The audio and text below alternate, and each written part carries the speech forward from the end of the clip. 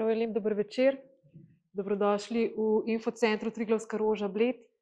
Danes je pred nami že drugo predavanje, drug večer v sklopu predstavitev znanstvenih raziskav v Triglavskem narodnem parku. Oktober, zdaj že tretje leto, namenjamo, da povabimo različne inštitucije, tudi posameznike, da predstavijo svoje raziskave, ki jih izvajajo znotraj Triglavskega narodnega parka, lahko tudi širše v biosfernem območju Julijske Alpe. In prejšnji teden je bil z nami arhitekt, profesor dr. Borut Jovanec, ki nam je predaval o arhitekturi v Alpah, predvsem se je skoncentriral na arhitekturo, tako imenovano vernakularno arhitekturo, to je tista arhitektura, ki nastane brez izučenih mojstrov, kot so kozolci, čebelnjaki, kašče. To, kar je krasnega v našem alpskem prostoru, pa so se ljudje, bi lahko rekli, naučili sami skupaj z materiali, ki so jim bili na voljo, in z naravo, ki jim je narekovala, kaj potrebujejo in kaj harmonično spada v njihov prostor. Danes, to sem še hotela povedati, da še vedno trajajo dnevi evropske kulturne dediščine po celotni Sloveniji, tamle je še nekaj knjižic, je ogromno dogodkov na tematiko Zidove naše preteklosti, temelji naše prihodnosti. Si lahko vzamete pa mogoče še par dni, kakšnega od teh dogodkov ujamete.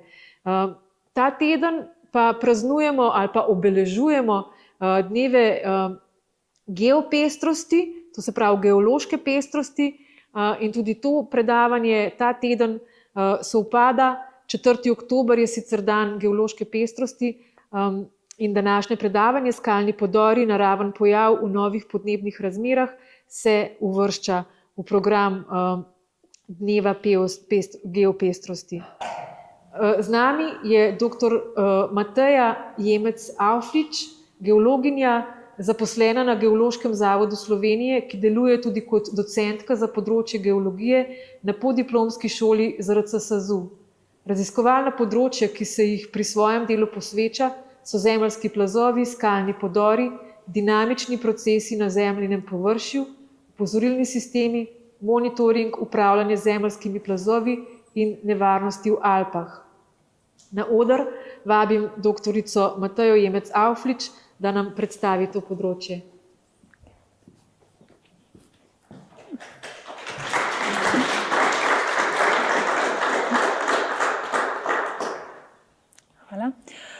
Hvala lepa za predstavitev in dober večer tudi z moje strani.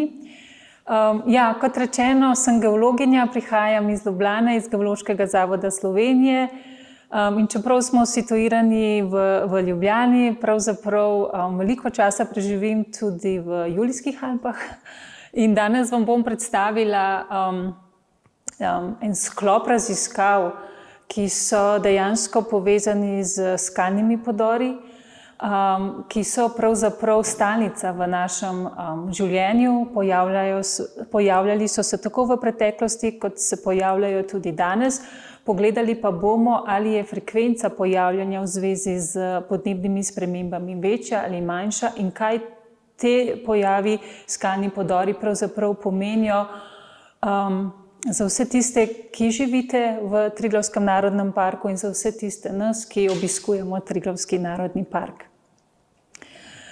Za vsebino, torej na začetku vam bom predstavila, kaj so skalni podori, vrste, nastanek skalnih podorov. Potem bomo malo pobližje si pogledali, kateri so tisti dejavniki, ki vplivajo na nastanek podorov tudi v Triglavskem narodnem parku, kakšne so lastnosti, karakteristike in tako naprej, kakšne so temperature in sončno sevanje, kako poteka fizikalno preparevanje v kamninah, nekaj o samih ciklih zmrzovanja in otaljevanja. Na to vam bom predstavila raziskave in pa pomen raziskav za Triglavski narodni park. Kot rečeno, sem jaz tudi zelo vesela, da lahko današnjo raziskavo predavam v sklopu Mednarodnega dneva geopestrosti in se veselim, da prispevam tudi eno zgodbo k geopestrosti. Torej, kaj so pravzaprav skalni podori? Skalni podori in izpadanje skalnih gmot je vezano, kot si lahko predstavljamo, seveda na alpski svet in na hriboviti svet. Torej, posod tam, kjer imamo na pobočjih, da vidimo, da iz pobočij štrlijo skalne čeri. Moramo vedeti tudi, da se podori dogajajo na območjih, kjer so naše reke vrezale globoke strme doline in grape, ter vzdolž skalnih sten, ki se dvigajo nad položnejšim terenom.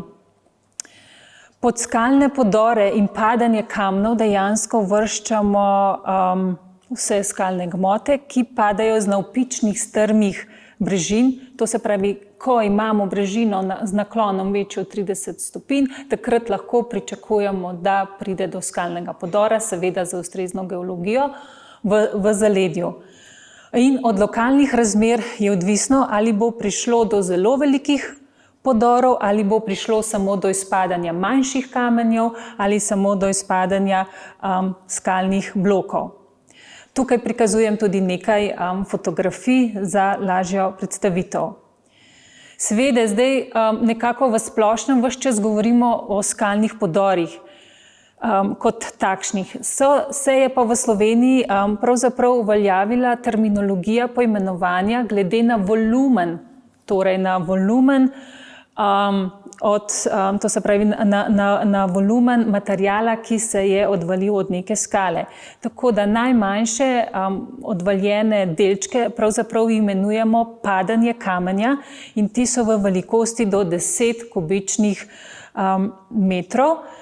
Zdaj, tukaj, da si boste predstavljali, prikazujem pravzaprav sliko, na kateri vidite neke označene državne ceste in na teh državnih cestah neke označene barve. To smo naredili od državne, to se pravi Direkcije Republike Slovenije za ceste, smo dobili podatke o tem padajočem kamenju, ki ga direkcija mora pobrati na cestah.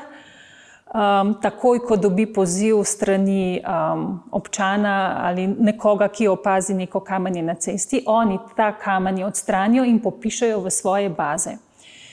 Običajno so v velikosti od nekaj centimetrov do 10 kubičnih centimetrov. In tukaj prikazujem pravzaprav analizo, v bistvu pogostnost padajočega kamenja na državnih cestah po celotni Sloveniji. In z barvo magente vidimo, da je ta pogostost, to se pravi do nekako 38 pojavov na teh označenih odsekih v enem letu, medtem ko z rumeno barvo označujem pojave tja do 5 teh primerov padajočega kamenja na cestah po državi. To je zelo dobra informacija, potem tudi povratna informacija za upravljavce cest, za vse tiste, ki se ukvarjajo tudi z zaščitami brežin in kako varovati državne ceste pred samim padajočim kamenjem. Nadaljne imamo padanje skal. Te so običajno v velikosti od 10 pa tja do 100 kubičnih metrov.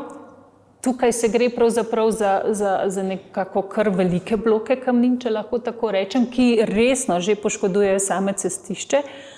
Prav tako smo pa v preteklem desetletju na 2 primerih zaznali, so bile žal smrtne žrtve, ko je tak velik kamniti blok padel na avtomobila.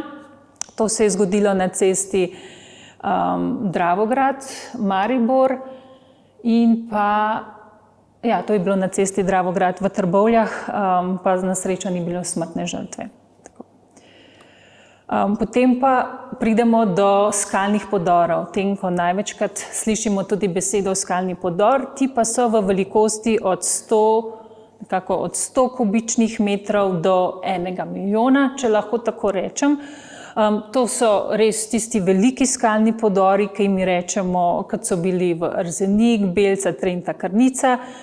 In pa potem imamo še tako imenovane podor hriba, ko pa res praktično se podere polovico hriba, in je nekako, to se pravi, več kot 1 milijon kubikov materijala. Zdaj, največkrat, kot sem tukaj prikazujem, to se pravi skalne podore, imenovane in letnico samega nastanka. Zdaj, ta tukaj na sredini veliki vrh pa je tako imenovani podor, to se pravi podor hriba, ki se je zgodil ob veljaškem potresu leta 1348. Do sedaj v naši zgodovini proučevanja pravzaprav nimamo prav veliko podatkov o teh velikih podorih, bodisi zaradi tega, ker so se zgodili res zelo v daljni preteklosti, torej kmalu po začetku ledene dobe ali po umiku ledenikov, tako da v bistvu delamo na raziskavah, da bi ugotovili, ali je bilo v preteklosti veliko tudi podorov teh največjih v Sloveniji oziroma na našem območju. Zdaj, kaj pravzaprav treba je omeniti, kaj pravzaprav v bistvu botruje k nastanku? Zdaj bom govorila o skalnih podorih, kadar bom govorila pa o padajočem kamenju, bom pa to tudi ustrezno naslovila. Pravzaprav je treba vedeti pripravljalne dejavnike, ki so nekako, če pogledamo, prva značilnost je seveda reljefa. Prav gotovo skalnih podorov ne moremo pričakovati na nekem položnem terenu, na nekem travnatem terenu, torej moramo imeti strm teren, ki ga gradijo praktično take gore, tako da boste razumeli. Potem zelo pomembna je potem kot nek tak pripravljalni dejavnik geološka zgradba, torej kamnine, ki gradijo same gore, njihova sestava in pa tudi tektonska aktivnost. Namreč bližje, kot smo prelomnim conam in narivnim strukturam, bolj je sama kamnina razpokana, oslabljena in hitreje potem ob nekem sprožitelju pride do nastanka skalnih podorov. In pa tudi inženirsko-geološke lastnosti kamnin so prav tako zelo pomembne, te pa v bistvu odločajo, koliko zares je kamnina, kakšno trdnost ima, kakšne toplotne prevodnosti in tako naprej. Torej, to so neke naravne danosti ozemlja, ki so takšne, kot so in na njih pravzaprav nimamo vpliva. Potem pa preidemo na skupino, ki proži skalne podore. Zdaj, zelo pogosto skalne podore zlasti oziroma padajoče kamenje prožijo kratkotrajne ali pa dolgotrajne padavine, nalivi. To imamo tudi veliko podatkov v zadnjem času, ker se pojavljajo ekstremno močni nalivi, zlasti v poletnem in jesenskem času. Taljenje snega je prav tako zelo pogost sprožitelj v gorskem svetu, potem cikli zmrzovanja in otaljevanja, ki so neposredno povezani z temperaturnimi spremembami in te imenujemo vse skupaj z enim imenovalcem, da so to meteorološki dejavniki. Potem imamo dva dejavnika, na katere vpliva človek, ki jih ustvarja dejansko človek.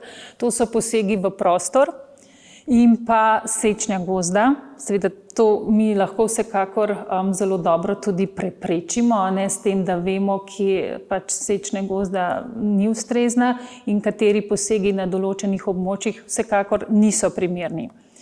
Potem sta pa še dva dejavnika sprožitvena, potresi.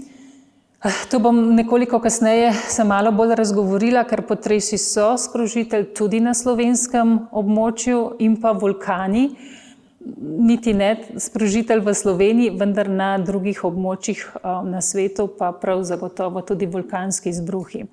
In te dva dejavnika sta v bistvu endogena, jim rečemo, ki prihajata iz notranjosti samega delovanja Zemlje.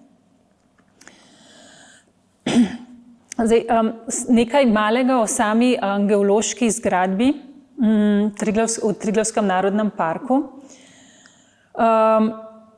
Zdaj, najstarejše kamnine, ki jih imamo na tem območju, so triasne starosti. Te kamnine so nastajale 250 do 200 milijonov let nazaj. Večinoma imamo apnence in dolomite, ki so odložene v plitvomorskem karbonatnem okolju. Potem imamo malo mlajše kamnine, jurske in kredne starosti, od 199 pa tja do 65 milijonov let. Prepoznamo jih, da so malenkost temnejši, malo bolj plastnati. V njih imamo ene take fosile radiolite, pogosto, in pa odloženi so bili malo bolj v globokomorskem okolju. In najmlajše sedimenti so nastali v kvartarnem obdobju, nekako se je začel kvartar pri nas pred 2,6 milijoni let in traja še danes. Predvsem pa to prepoznamo, ta kvartarni sedimenti so se odlagali po delovanju ledenika v doline, v rečni nanosi in pa tudi pobočni sedimenti, ki se pravzaprav formirajo še danes in zaradi gravitacije pospešujejo odnašanje materiala, ki je nakopičen na strma pobočja. Pri geološki zgradbi, kot rečeno, moramo nujno omeniti narivne sisteme in pa tektonske in pa prelome. Namreč naše Alpe so se formirale dokončno v terciarju, takrat je bila ta alpska orogeneza se nekako končala, in kamnine triasne starosti, jurske in kredne kamnine so se nalagale ena čez drugo in narivale. In kot posledica, seveda, te kamnine na teh stikih seveda so bolj odporne pri mehanskemu preparevanju, bolj dovzetne za temperaturne spremembe in bolj dovzetne za pobočne premike. Potresi, seveda, zdaj geološka zgradba, imamo aktivne prelome in ob teh aktivnih prelomih, zlasti teh, ki so najbolj aktivni, pogosto nastanejo potresi. In tukaj prikazujem Ravenski prelom, ki poteka preko Triglavskega narodnega parka. In vemo, v zadnjih 25 letih smo tukaj na tem območju, v bližini Krna, zabeležili dva močnejša potresa, ki sta sprožila več kot 60 skalnih podorov različnih velikosti. Tukaj jih prikazujem z rumeno barvo, prikazujem lokacije. Skalnih podorov se je takrat sprožilo še več, vendar so bili na nekoliko oddaljenih mestih, tako da jih niso bili sporočeni oziroma niso bili popisani zaradi nedosegljivosti. Takrat v tem času je upokojeni profesor Mihael Ribičič skupaj šel pokartirati, skupaj s kolegi pokartirati to območje in pripravil neko bazo, bazo skalnih podorov, ki so nastali ob teh potresih. Pojavljali so se nekako značilni skalni podori z značilnim padcem in prelomnimi strukturami, tako da je bilo iz teh analiz prav gotovo izpeljanih še nekaj drugih raziskav. In pa omeniti moram tudi recentne procese, to so predvsem periglacialni procesi, ki potekajo, to se pravi na območjih, kjer nimamo ledenikov, so prisotni tudi v našem Triglavskem narodnem parku, zelo močna je erozija prisotna in pa seveda to preparevanje, mehansko preparevanje same kamnine, ki tudi sproža skalne podore. Primer plastnatega apnenca, tukaj dobro vidite nek bolj svež skalni podor, potem ostanki skalnega podora oziroma odtis v sami kamnini skalnega podora, ki je nastal nekoliko prej in prav tako tudi tukaj. Namreč takoj, ko imamo kamnino, ki ni masivna, ki je plastnata in razpokana, takoj lahko vidimo, da v bistvu vse procesi, ki se odvijajo vsaj na površini, mnogo intenzivnejši in mnogo hitrejši in hitreje na takih vrstah kamnine pride do skalnega podora. Prikazujem še eno lepo sliko.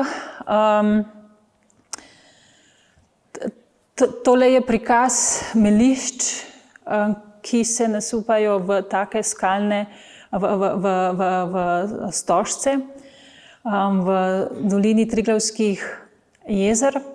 Ta dolina je izredno tudi aktivna in melišča se ves čas tudi obnavljajo. Vidimo, od kje pravzaprav lahko prihaja sam material in v bistvu zelo drobnozrnate sedimente, ki hitro preparevajo potem in gravitirajo proti dnu doline.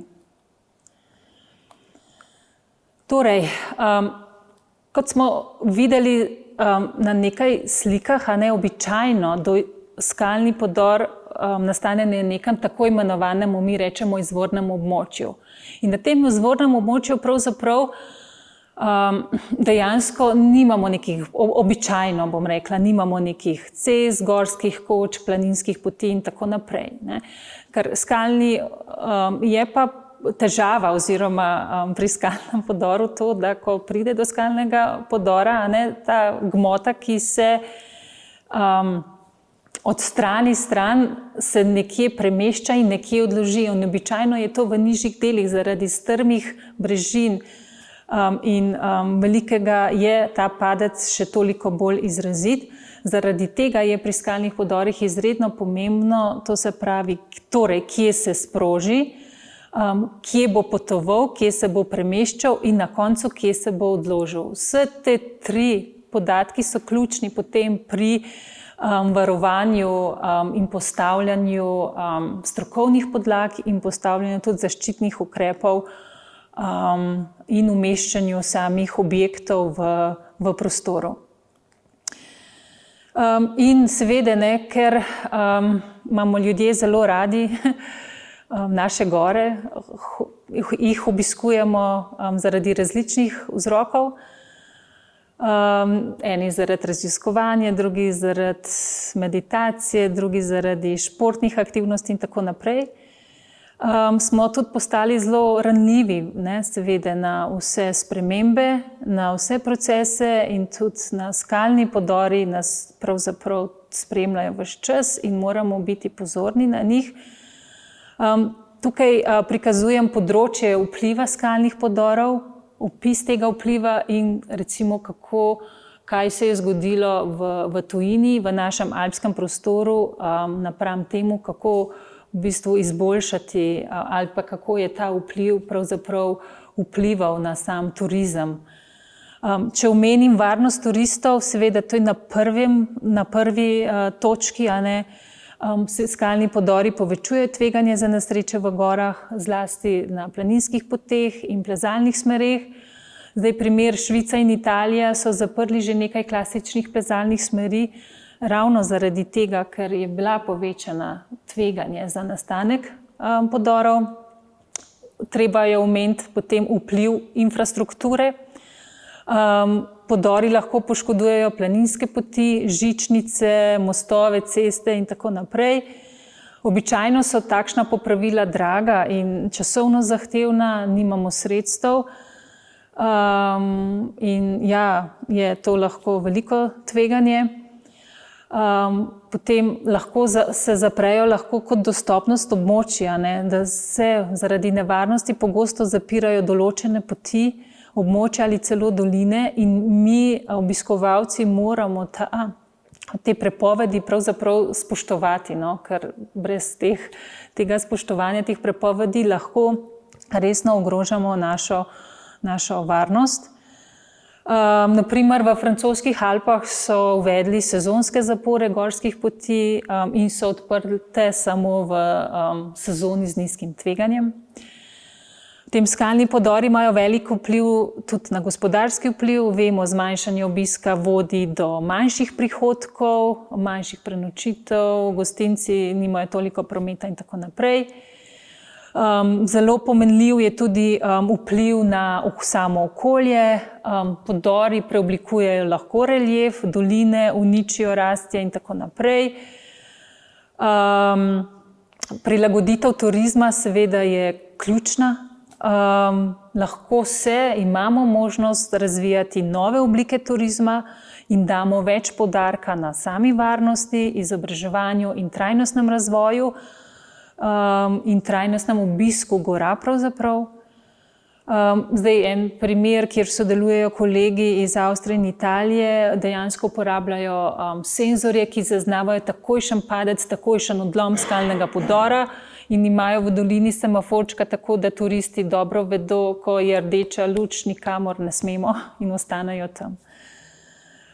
In tako pridemo potem tudi do pomembnega vpliva na upravljanje tveganj s skalnimi podori, kot je premišljene raziskave, uvedba sistemov zgodnjega opozarjanja, zaščitne mreže in pa preusmeritev poti, ozaveščanja javnosti in seveda tudi ostali ustrezni ukrepi, ki se morajo pripravljati skupaj strokovno, multidisciplinarno, z različnimi strokovnjaki, tako da so v bistvu in so potem na voljo vsem obiskovalcem in upravljalcem dotičnega prostora.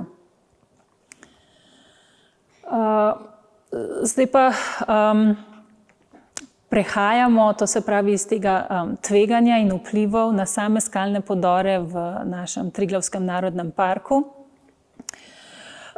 Tukaj na tej karti prikazujem z rdečo in oranžno vsa območja, izvorna območja, kjer lahko pride do nastanka skalnih podorov glede na naravne danosti. To se pravi glede na naklon, večji od 30 stopinj in glede na geološko zgradbo in oddaljenost od prelomnih con. To so vsa izvorna območja.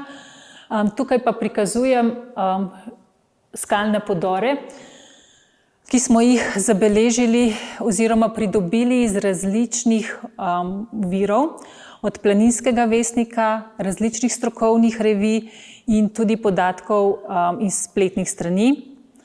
Določili, z koordinatami smo imeli opremljene 250 takšnih pojavov v Triglavskem narodnem parku, medtem ko jih je bilo vsaj še 100 brez koordinat, ker pogosto v bistvu obiskovalci gora zabeležijo nek dogodek, nek o skalnem podoru, pa vendarle brez koordinate. Zdaj, obdobje proženja je, rečemo v geološkem žargonu kratko, od Pleistocena do danes. In glavni sprožilci so bili pravzaprav zelo pogosto navedeni temperaturne spremembe in potresi. Veliko podorov je bilo brez sprožilca in predvidevamo, smatramo, da je bil sprožilec neke temperaturne spremembe, saj smo pogledali v bistvu arhiv, ali se je zgodil na tem območju kakšen večji podor, ki bi lahko sprožil večji potres, ki bi lahko sprožil sam podor.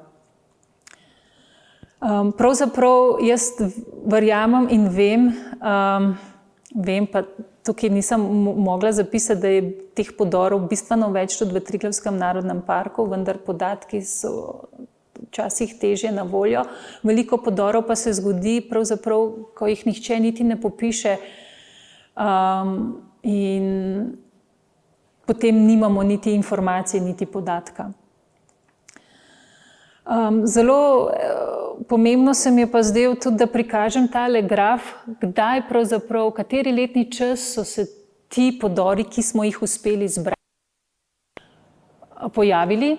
Vidimo dva ekstrema, dva viška, niti nista ekstrema, pomlad in zima, z največjim številom skalnih podorov, medtem ko poletje in jeseni seveda imamo manjše število skalnih podorov. To vsekakor zelo sovpada z nadaljevanjem moje predstavitve, ko bom začela malo bolj podrobno govoriti o temperaturnih spremembah. In vemo, da jeseni in spomladi, to se pravi od nekako novembra do aprila, imamo dnevne temperature, ki so lahko nad nič, tudi do 15 stopinj, in pa nočne temperature, ki so že v mnogih krajih v tem obdobju tudi pod lediščem. In tukaj zaznamo v bistvu zdaj potem lahko te temperaturne spremembe, ki botrujejo k nastanku skalnih podorov. Splošno temperatura zraka. Tole so kolegi meteorologi iz Arsa pripravili in vemo, zadnjih 50 let narašča temperatura zraka 0,33 stopinje vsakih 10 let. Zlasti je pa ta porast opazan v zadnjih 60 letih, ko je skupna kumulativna vrednost porasta temperature 2 stopinje. To nakazujejo tili rdeči stolpiči. V nadaljevanju, kaj zdaj pravzaprav ta sprememba temperature pomeni? Zdaj govorimo, da se ozračje segreva, da so temperature višje. To vse posledično pomeni, da imamo lahko tudi večje temperaturne razlike med dnevom in nočjo. In na prvem grafu prikazujem povprečne mesečne temperature za Julijske Alpe v obdobju 1900 do 2018 in za rumeno prikazujem povprečne dnevne temperature in za modro povprečne nočne temperature. Obkrožila sem mesece spomladanske in pa jesensko, zimske, kjer imamo pravzaprav temperature pod lediščem in nad lediščem. In te nakazujejo v bistvu obdobje, ko lahko govorimo tudi o ciklih zmrzovanja in otaljevanja. In cikel zmrzovanja in otaljevanja pravzaprav se prične, ko imamo temperaturo nad lediščem, potem temperatura pada z nižanjem temperature, pod lediščem vztraja nekaj časa, nato se zopet ozračje segreva, gre temperatura nad ledišče, je nekaj časa nad lediščem in cikel se zaključi tik preden temperatura zopet pade pod ledišče. Ko pade pod ledišče, govorimo o drugem ciklu. Zdaj, kaj pravzaprav pomenijo te cikli, to segrevanje za stabilnost samih pobočij? Temperaturna nihanja povzročajo raztezanje in krčenje kamnin. To se pravi, ko se kamnina segreva, se razteza in ko se kamnina ohlaja, se krči. Notranje napetosti vodijo do mikrorazpok in s časoma nastanejo večje razpoke. Prisotnost vode in vlage še dodatno povečuje vso to tveganje in zmrzovanje in otaljevanje pospešujeta širjenje razpok. Lahko rečemo, da kamnina se ves čas širi in krči nekakih in pri tem lahko nastajajo seveda tudi razpoke. Potem pa, smo govorili o ciklih, kaj pomeni en cikel. Če pa imamo teh ciklov mnogo, lahko te dolgotrajni cikli povzročajo toplotno utrujenost in oslabijo strukturo same kamnine. Posledica je seveda večja nestabilnost pobočij, skalni odlomi in podori nastajajo in pa tudi nevarnost za infrastrukturo in pa prebivalce. Kot rečeno, to se pravi, temperatura zraka vpliva torej na cikle zmrzovanja in otaljevanja. Še en pomemben dejavnik je, ki ga moramo omeniti, to je sončno sevanje. Sončno sevanje pa dejansko povzroča oziroma pomeni, kako ta toplota, ki pride na steno, potuje v notranjost kamnine, kako se razširi v sami kamnini. Prikazujem trajanje sončnega obsevanja za zadnjih 65 let. Zopet vidimo, da je sončno sevanje, to se pravi pozitiven trend, to se pravi odklon, da imamo več sončnega sevanja kot v preteklih letih. In graf tukaj prikazujem trajanje sončnega obsevanja za leto 2024 po mesecih, torej za lansko leto, in vidimo november, december in januar smo imeli za skoraj 40% več sončnega sevanja kot v obdobju februar, marec, v teh mesecih sivo obarvanih in v referenčnem obdobju od 91. leta do 2020. Torej, to vse nakazuje nekako, da v bistvu imamo več toplotnega prenosa od površine v notranjost kamnine in s tem posledično tudi lahko govorimo o nekih razpokah, ki se pri tem ustvarjajo. Zdaj, toplotno sevanje v bistvu se odvija potem se odvijajo v sami kamnini fizikalni procesi v kamnini. Toplotno raztezanje in krčenje je potem nekako odziv kamnine na temperaturna nihanja, notranje napetosti, mikrorazpoke, nastajajo in večje razpoke. Zdaj, to lahko enostavno opredelimo z neko tako najbolj preprosto enačbo, ki pomeni, da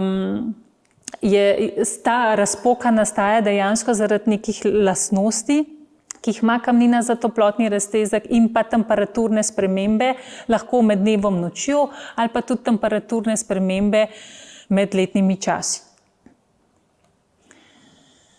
Tako, to je bilo malo bolj teoretično, zdaj pa preidemo k eksperimentalnemu delu, mogoče najbolj zanimivemu delu pravzaprav raziskav, ki smo jih opravili v Triglavskem narodnem parku.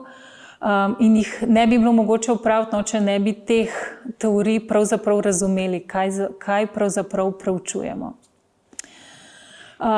Zdaj, prvi primer, ki ga želim prikazati, so cikli zmrzovanja in odtaljevanja v zgornji dolini Soče. Kako je potekala ta raziskava? Tukaj smo uporabili podatke ZOPA direkcije za ceste, kjer smo dobili 1045 podatkov o padajočem kamenju na cestnem odseku Bovec-Vršič v skupni dolžini 22,1 km. Potem smo iz najbližjih meteoroloških postaj Bovec in Vršič vzeli temperaturne podatke in te temperaturne podatke interpolirali tudi glede na bližino podora in bližino meteorološke postaje in na višino meteorološke postaje in višino samega podora. In na to opredelili cikel. Cikle smo opredelili na ta način kot obdobje vsaj 6 ur. Torej, v 6 urah, to se pravi kot obdobje 6 ur, en cikel je predstavljal obdobje 6 ur. Če smo imeli nihanja znotraj teh 6 ur, ta cikel nismo vzeli kot za relevanten cikel. In rezultati, nekako smo statistično analizo ugotovili, da je skupna frekvenca podorov 0,3 dogodka na en dan, da največ podorov se je zgodilo aprila, maja in marca, najmanj novembra. Po poletju, to se pravi po avgustu, se je frekvenca ponovno nekoliko povečala, to se pravi septembra, oktobra smo zopet imeli malo več podorov. In statistične analize, ugotovitve so nam pravzaprav pokazale, da ob visoki temperaturni variabilnosti, to se pravi, ko imamo dnevno visoko temperaturo in pozimi in nočno, recimo, ali pa v jutranjih urah pod lediščem, bistveno prispeva k nastanku skalnih podorov in pa povprečne temperature od 0 do 5 stopinj v bistvu so še posebej občutljive za sprožitev. Zdaj nekako tako, kaj to pomeni za samo raziskavo, za samo območje.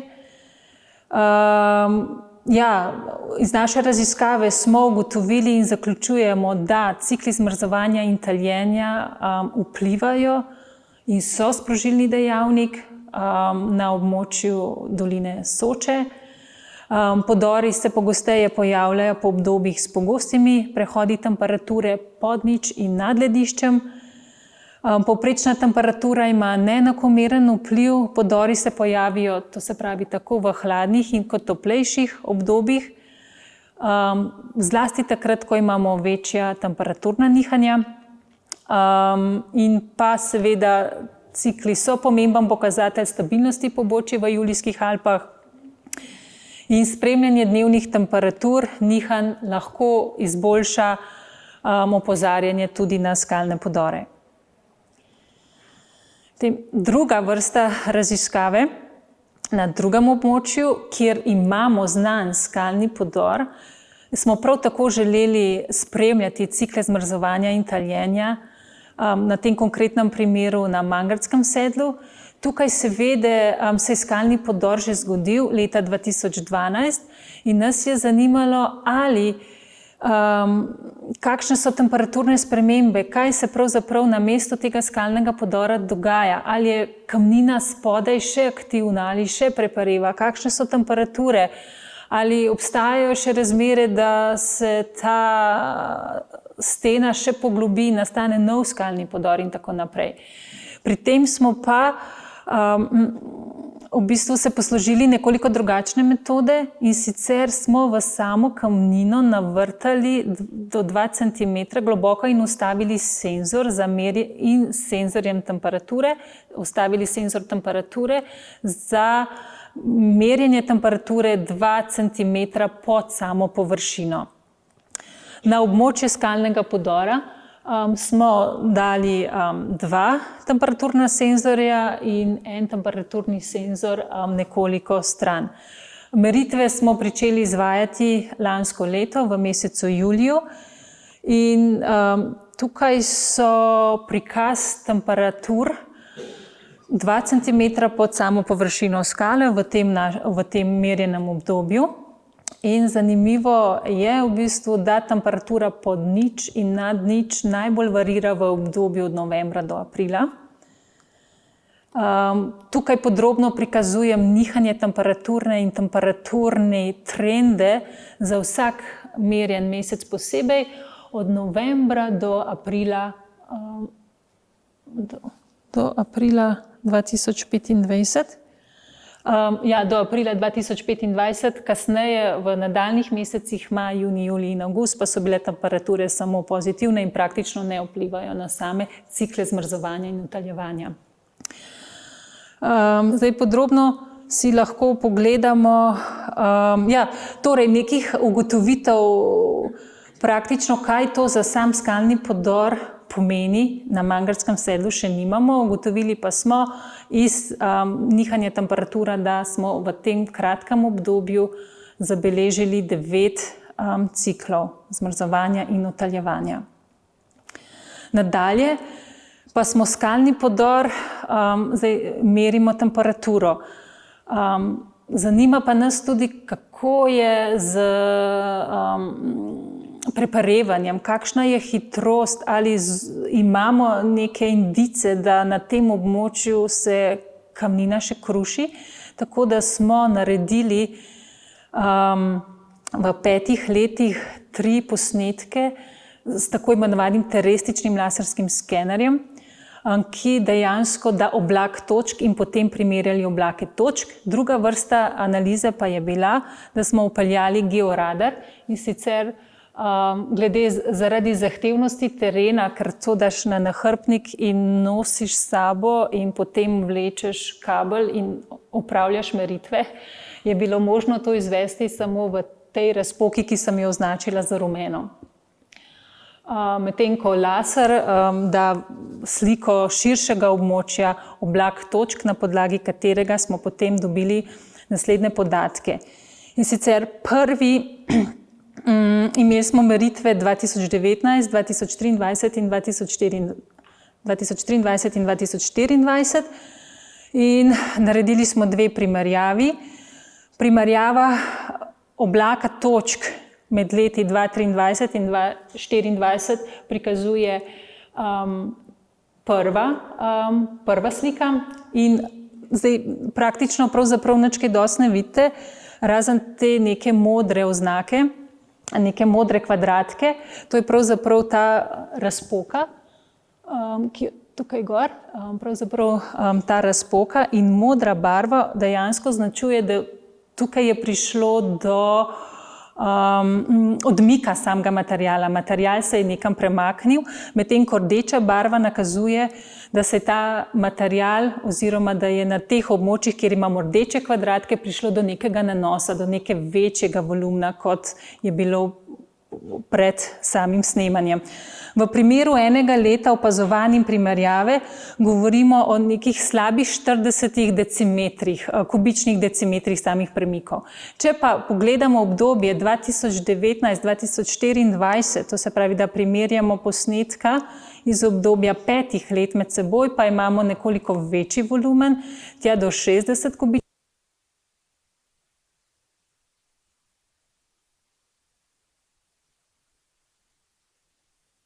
naša. To se pravi, tukaj je zelo razpoka. Tukaj ne moremo govoriti, da gre to za neke velike volumne, ne? Še sreča se, jaz mislim, da se ti procesi odvijajo relativno počasi, kajti ne bi bilo dobro, no, da bi v 5 letih zaznali ne vem kakšne. Tega ne bi bilo mogoče praktično sploh več opaziti, tega izdanka tukaj prav zagotovo ne bi bilo več, če bi se ti procesi odvajali tako hitro. Vendar bistvo je, da se to snemanje, ta monitoring, mu tudi lahko rečemo, izvaja redno in da mi zaznamo spremembe. To se pravi, nas zanima iz tega potem ven, kako hitro se to vse odvija danes in kaj lahko napovemo tudi za prihodnost. Rezultati same razpoke pa so tudi mene so zelo presenetili dejansko, ker georadar pove sestavo same kamnine do neke globine, do kjer imamo nek drobir, neke razpokane cone, zdrobljeno cone in nekje na nivojih, kjer imamo bolj kompaktno, manj razdrobljeno cono in to je bilo v tisti razpoki, ki sem jo prej prikazala. Nekako do globine 0,6 metra, 1 metra lahko govorimo, da imamo v tej sami razpoki, to se pravi razpokan, razdrobljen material. In to pravzaprav čaka, kdaj dejansko bo prišlo do samega porušanja.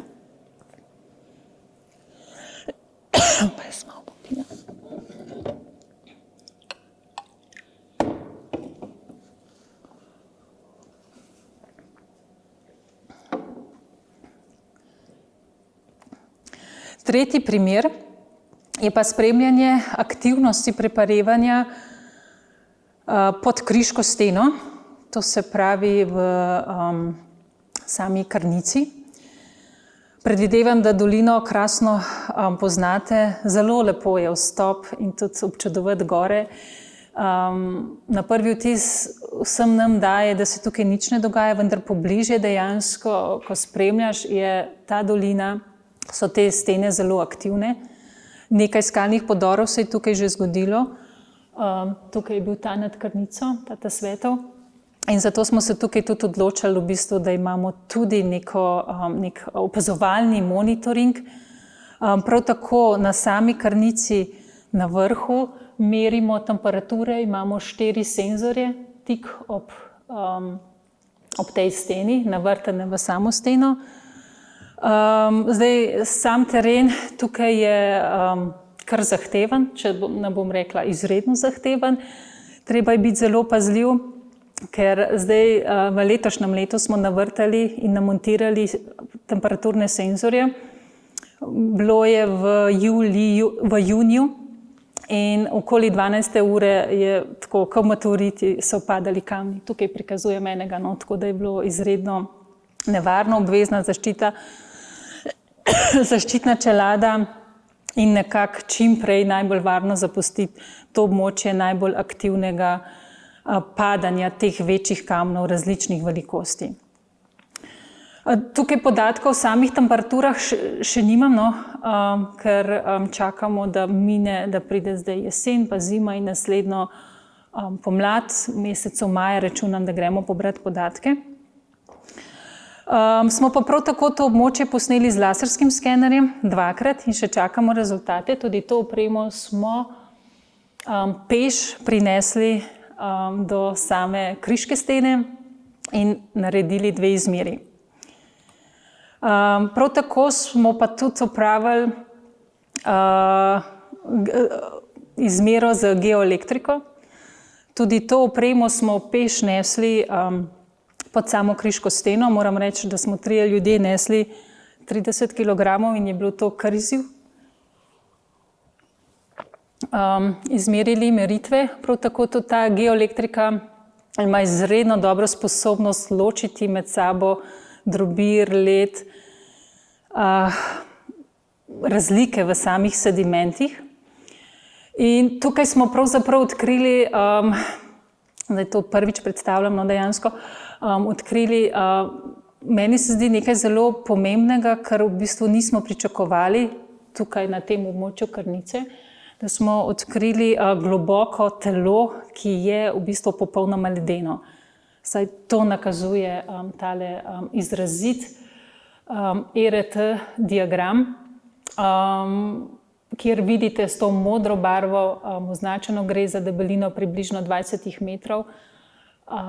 Gre za izredno neko telo, ki je zdaj po prvih ocenah ledeno in nadaljujemo potem z raziskavami naprej, kaj pravzaprav to pomeni v samem kontekstu raziskovanja permafrosta tudi v Sloveniji.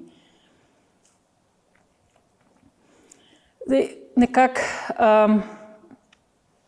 v uvodniku smo nastavili, da se bomo posvetili tudi, da bomo poskušali preko raziskav, analiz pogledati, ali podnebne spremembe pravzaprav spreminjajo pravila igre, ali imamo več skalnih podorov v sedanjem času kot v preteklosti, ali imamo več ciklov ali manj ciklov, kaj pravzaprav se dogaja. To je kolegica Šercer v svoji magistrski nalogi zelo odlično opravila, kjer je vzela ne samo območje Triglavskega narodnega parka, ampak praktično širše območje in raziskala, kaj pravzaprav, koliko ciklov imamo v sredini 19. stoletja do danes. Ali so ti cikli se večajo ali se število ciklov niža. Pravzaprav nekih bistvenih ugotovitev ni uspela podati, zaradi tega, ker pravzaprav z rdečo ni nekih povečanih trendov, da imamo danes več ciklov, kot smo jih imeli v sredini 19. stoletja. Trenutni podatki tega ne omogočajo, da bi zanesljivo govorili o tem, ali se bo pogostost ciklov glede na višanje temperature večala v prihodnosti ali ne.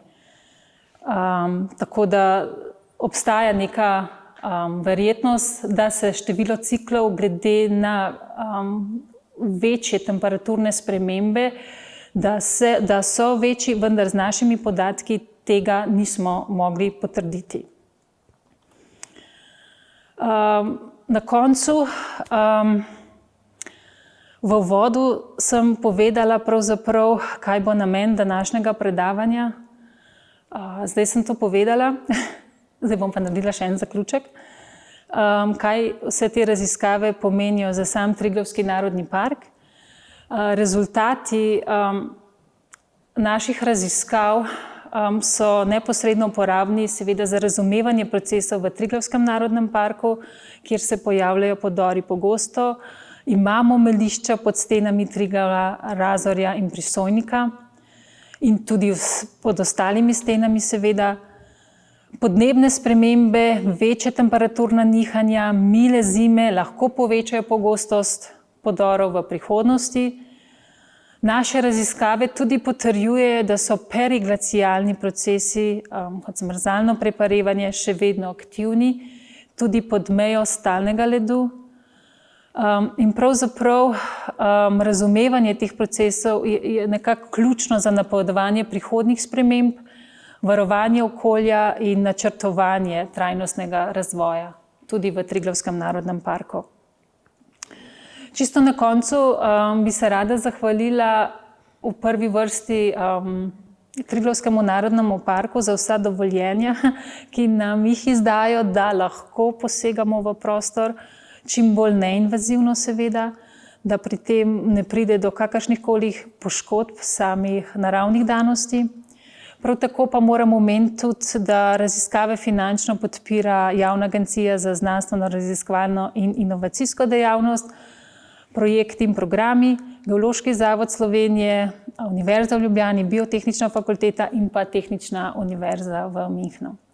Zahvalila bi se tudi vam za pozorno poslušanje in vas vabim k debati, če so morebiti kakšna vprašanja ali pa nejasnosti.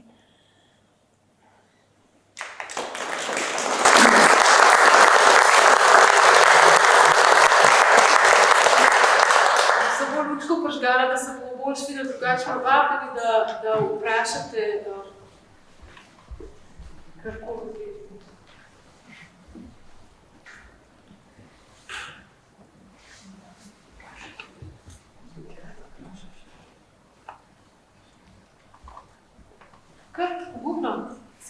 kakšno vprašanje?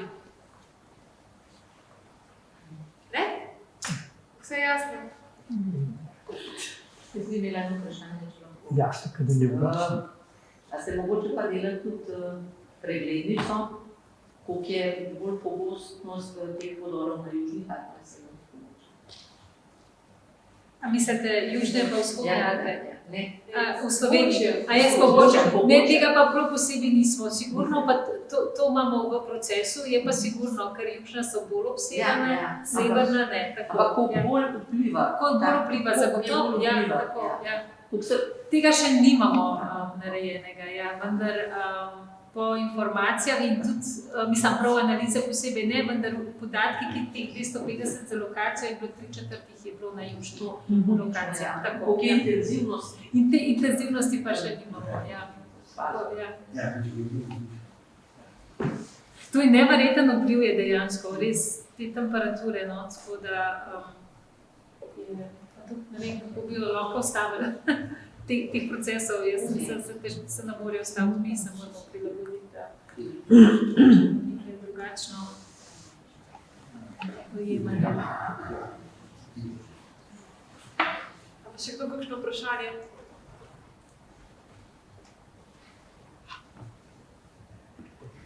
Če nimate vprašanj, pa hvala za obisk. Hvala lepa. Hvala vam, Ana. Za predavanje. Bi vas pa povabila, da tamle si vzamete še otroški časopis, ki je ravno zdaj izšel in je, ne bom rekla, da po naključju, ampak ne zaradi tega predavanja, posvečen biologiji. Tako da, če imate kakšne nadobudne doma, lahko vzamete, kot tudi za vas je verjetno zanimivo. Kot ste verjetno opazili, se predavanja tudi snemajo, tako da če boste katerega od predavanj zamudili, ga boste lahko v doglednem času na naši spletni strani najdeli. Vsi pa vabljeni, da pridete naslednji teden spet, nas čakata pa 2 predavanji in tu je obe sta posvečeni živali, eno gamsom, drugo pa evrazijskemu risu, kar nekaj raziskav je bilo zdaj posvečenih risu in naslednji teden bomo spoznali njegovo plenjenje in hranjenje v Julijskih Alpah. Hvala vam za obisk, vzamete si tam lahko karkoli vidite in vam je zanimivo, pa se vidimo naslednji teden.